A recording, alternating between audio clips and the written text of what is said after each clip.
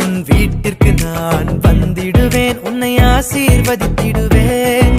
உன்னோடு நான் தங்கியிருப்பேன், உன்னை வழி நடத்திடுவேன். உன் வீட்டிற்கு நான் வந்திடுவேன், உன்னை ஆசீர்வதித்திடுவேன். உன்னோடு நான் தங்கியிருப்பேன், உன்னை வழி நடத்திடுவேன். கலங்காதே என் மகனே, நீ கலங்காதே என் மகளே. கலங்காதே என் மகனே, நீ கலங்காதே என் மகளே.